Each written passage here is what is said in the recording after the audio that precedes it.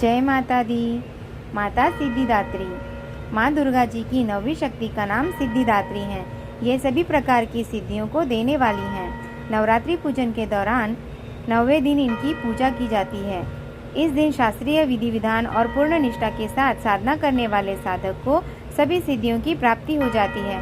सृष्टि में कुछ भी उसके लिए अगम्य नहीं रह जाता है। ब्रह्मांड पर पूर्ण विजय प्राप्त करने का सामर्थ्य उसमें आ जाता है। मार्कंडेय पुराण के अनुसार अणिमा, महिमा, गरिमा, लघिमा, प्राप्ति, प्राकाम्य, ईशित्व और वशित्व ये 8 सिद्धियां होती है।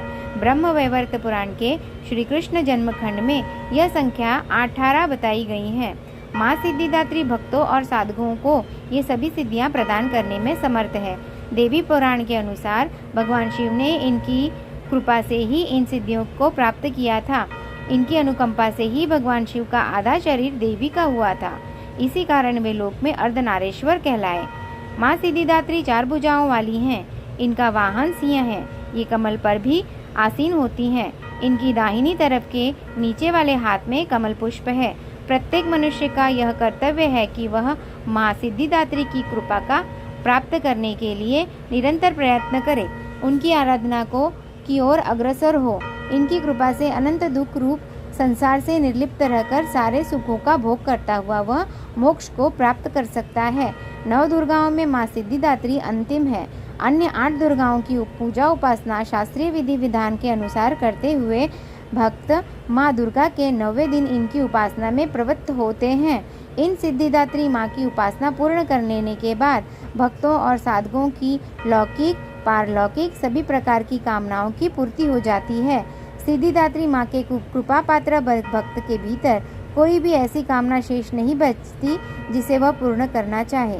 वह सभी सांसारिक इच्छाओं, आवश्यकताओं और स्पृहाओं से ऊपर उठकर मानसिक रूप से माँ भगवती के दिव्य लोकों में विचरण करता हुआ उनके कृपा रस पीयूष का निरंतर पान करता हुआ विषय भोग शून्य हो जाता है।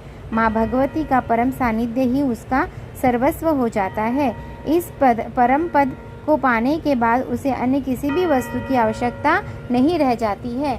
माँ के चरणों का यह सानिध्य प्राप्त करने के लिए हमें निरंतर नियमनिष्ठ रहकर उनकी उपासना करनी चाहिए। माँ भगवती का स्मरण, ध्यान, पूजन हमें इस संसार की असरता का बोध कराते हुए वास्तविक परम शांतिदायक अमृत पद की ओर ले जाने वाला है। इनकी आराधना से ही जातक को अणिमा, लघिमा, प्राप्ति, प्राकाम्य, महिमा, ईशित्व, सर्वकामवासियता, दूरश्रवण, परकामा प्रवेश, वाक सिद्धि, अमृतत्व, भावना सिद्धि आदि समस्त सिद्धियों नवनिधियों की प्राप्ति हो जाती है।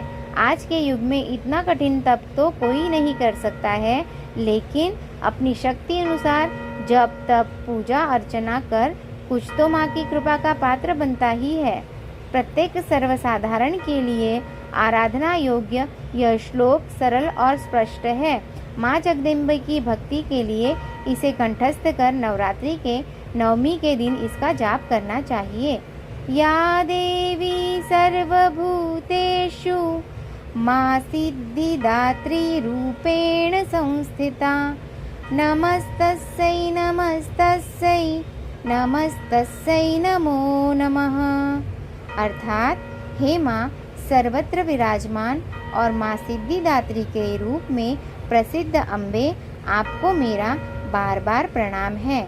मैं आपको बारंबार प्रणाम करता हूँ। हे माँ मुझे अपनी कृपा का पात्र बनाओ। जय माता दी।